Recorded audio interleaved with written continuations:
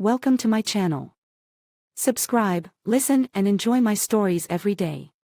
It was past midnight when I heard the soft click of the lock. Again, Amanda had shut herself inside her office, a nightly ritual that had started months ago. I lay in our bed, staring at the ceiling fan as it carved lazy circles above. The house was silent, save for the distant hum of her computer, or perhaps something else, something I couldn't quite identify. Curiosity, mixed with a growing unease, pulled me from the warmth of our bed. I padded across the chilly hallway tiles to her office door. My hand hesitated on the cool metal of the doorknob. Locked, as always. Leaning my head against the door, I tried to listen, but heard nothing but the faint buzz of silence. Over the next few days, the image of the locked door gnawed at me. Each click of the lock sounded like a whisper of secrets, secrets that were slowly erecting a wall between us. Our conversations had dwindled to nothing more than necessary exchanges about groceries or bills, her eyes rarely meeting mine. One afternoon, while Amanda was out on one of her increasingly frequent errands, I stood before her office door with a resolve hardened by betrayal. The lock gave way under the pressure of a picked paperclip, a skill I regretted having to use.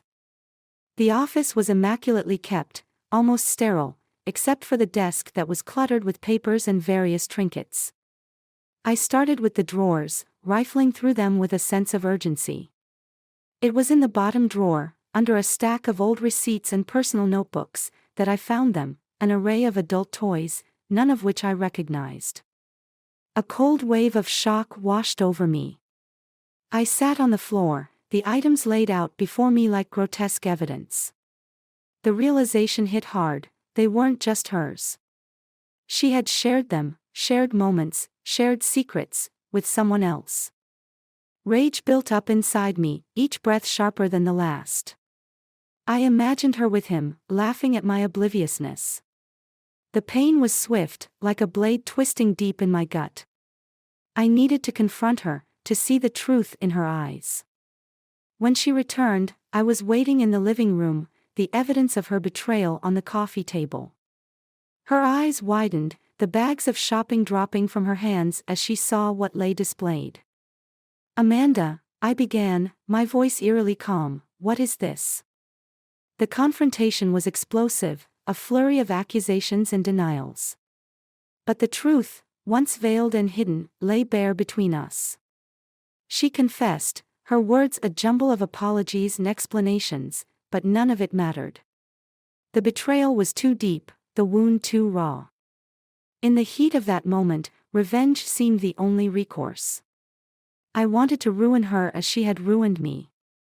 In the weeks that followed, I turned every aspect of her deception against her, ensuring our divorce was not just a separation but a reckoning. The last time I saw Amanda, her eyes were hollow, her spirit broken. I had taken my revenge, but as I watched her walk away from the courthouse, something inside me fractured. Revenge had not brought relief, only a haunting emptiness. That night, I sat alone in the dark, the echo of the lock clicking shut forever etched in my memory. The world seemed duller, the sky perpetually overcast as I maneuvered through the following days. Amanda's presence in the house had evaporated, leaving behind a haunting silence. I moved through the rooms like a ghost, touching the relics of our life together, each item a sharp reminder of the betrayal.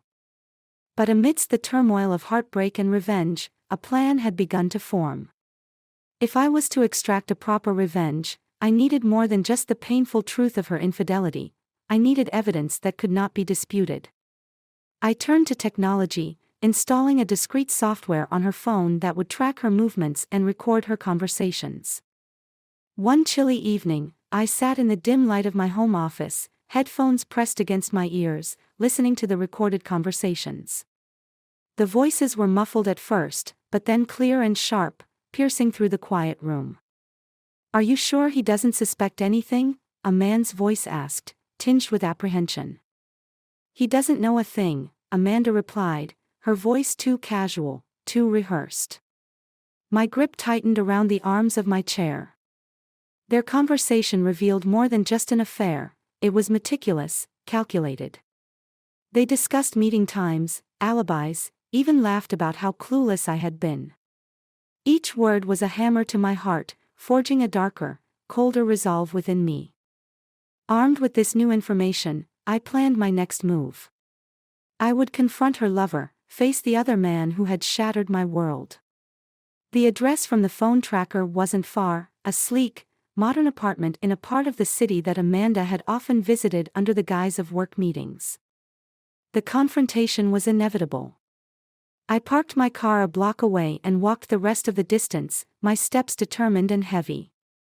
The apartment lobby was quiet, too quiet, as I pressed the button for the elevator. The ride up was a surge of adrenaline, each floor dinging softly as we ascended. When the doors opened, I stepped out into a narrow hallway, the carpet muffling my footsteps. His door was just ahead, the number gleaming in the dim light. My knock was firm, the sound echoing slightly. Footsteps approached from inside, and then the door swung open. He was taller than I'd imagined, with a confident smirk that faltered as soon as he saw the grim determination in my face. "Can I help you?" he asked, his voice cautious. "You already have," I said, my voice low and steady. "You've helped destroy my marriage." His expression shifted to confusion, then realization as he recognized who I must be. "Look, whatever you think."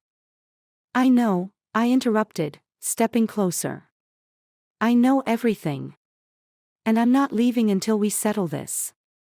The tension was palpable, a palpable electric charge in the air between us.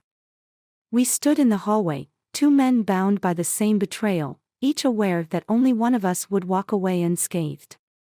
"What do you want?" he finally asked, his voice a mix of defiance and resignation. "Closure," I said simply. "And you're going to help me get it." The ensuing conversation was a battle of wits and wills, as I laid out the evidence of their affair, the recordings, the dates, the lies. With each piece of evidence, his defiance waned, replaced by a dawning understanding of the gravity of the situation. By the time I left, the skies had begun to clear, a faint glimmer of the setting sun piercing the clouds. I had laid the groundwork for my revenge, each step meticulously planned. But as I drove back home, the weight of the truth settled around me like a shroud. The storm was far from over, and the real challenge was just beginning. The morning after confronting Amanda's lover, I sat at the kitchen table, a pot of coffee steaming beside me. My mind was a whirlwind of strategies and scenarios, each more vindictive than the last. Today, I would escalate my revenge. The public revelation of her betrayal would not only humiliate her but also sever her from the social circles she cherished. With meticulous precision, I drafted a series of anonymous emails. Each one was addressed to key figures in our community, her colleagues, her friends, even her family. Attached were the recordings and excerpts of their rendezvous, proof of the affair, detailed and undeniable. As I hit send on the last email, a sense of hollow satisfaction settled over me. There was no turning back now. The digital missiles I had launched would hit their marks soon. I imagined the whispers, the shock, and the disdain that would follow her once the emails were opened. I didn't have to wait long for the fallout to begin. By midday, my phone buzzed relentlessly with calls and texts. Some were from mutual friends, others from acquaintances, all seeking confirmation or more details. I kept my responses vague, fueling the curiosity and outrage. Later that day, I drove to a nearby cafe, a regular spot where Amanda and I had often visited together. As I walked in, the murmurs began, eyes flickering to me with a mix of pity and curiosity. I chose a table in the corner, my back to the wall, observing the ripple effect of my actions. The door chimed, and Amanda walked in. Her stride faltered as she met the eyes of several patrons, their expressions a mix of shock and disdain. She spotted me and made her way over, her face pale, her eyes rimmed with red. "Why did you do it?" she asked, her voice barely a whisper as she sat down across from me. "You left me no choice," I replied, my voice steady despite the tumult inside me. I was going to tell you, to explain everything, she pleaded, her hands trembling. By continuing to lie.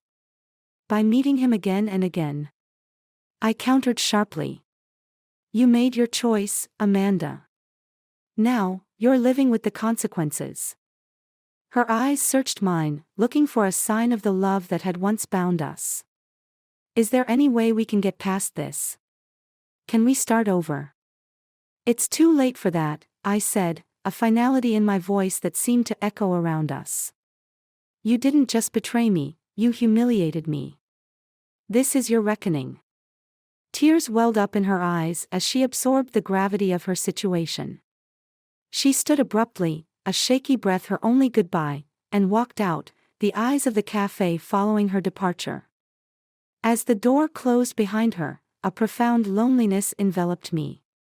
The satisfaction of revenge was fleeting, replaced by an emptiness that echoed the hollow victory I had orchestrated. I had expected to feel justified, vindicated, but instead, I found no peace in her downfall. The following days were shrouded in a grim determination. My revenge had only just begun, the exposure was mere groundwork for the ruin I intended to bring upon Amanda and her lover. Every step was calculated, each move more venomous than the last. I was no longer the man I had been, transformed by betrayal into an agent of retribution. I watched from the shadows of anonymity as Amanda's life unraveled. Her professional reputation suffered under the weight of scandal, her social circles disintegrated, leaving her isolated and vulnerable. Yet, it was not enough. Her lover, the co-conspirator in her deceit, still needed to face his reckoning. Under the guise of night, I approached his apartment once again. This time, the silence was a cloak I wore with ease, my tools a testament to the darkness I had embraced. A lockpick, a crowbar, and a small, untraceable device designed to disrupt electronic signals, a simple yet effective arsenal. The lock gave way silently under my skilled hands. I entered the apartment, my every step a whisper on the plush carpet. His personal effects were everywhere, a life built on lies.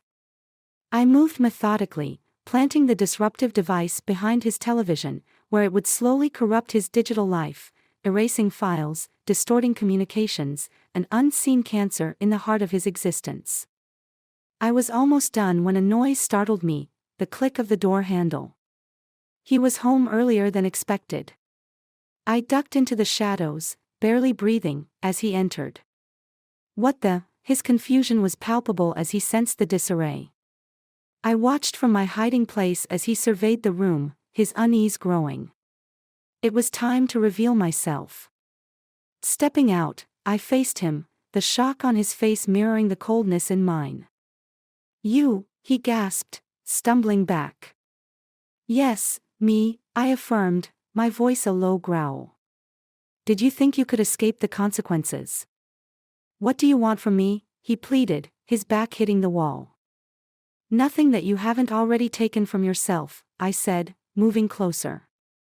But I want you to live knowing who did this to you. I want the fear of my revenge to linger every time you close your eyes. He slid down the wall, defeated. It's over, man. You've ruined everything. Isn't that enough? No, I whispered fiercely. Because every time you think it's over, it will only just be beginning. Every time you rebuild, I will come to tear it down again.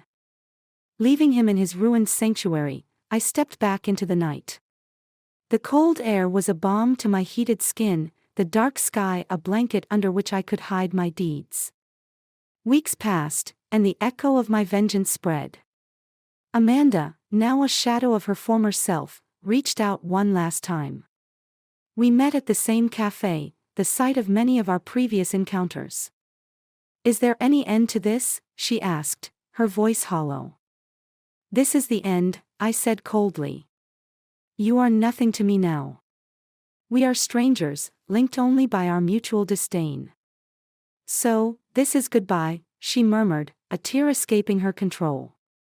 It was goodbye the moment you chose him over me, I stated, no trace of warmth in my voice. We parted that day, the finality of our separation a stark, cold line drawn deep in the sand. I walked away, the shards of our broken past crunching underfoot, a reminder of what had been and would never be again. The surprise of my story lies not in an unexpected twist of fate or a sudden revelation of hidden truths. The true surprise is in the transformation of a heart once filled with love, now a citadel of ice and vengeance, unrecognizable even to itself. The deception was not just in her betrayal, but in the man it made me become, a figure of retribution so consumed by his own hatred that he could never return to who he once was.